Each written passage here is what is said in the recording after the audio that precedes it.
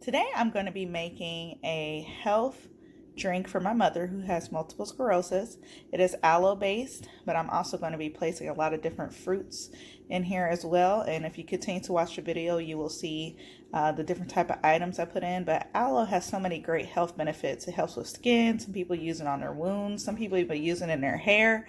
And overall, it is also believed too to help people with breast cancer, for overall digestive health, and there's so many more lists to go on about the health benefits of aloe. So continue to watch on and you'll see how I make this amazing drink.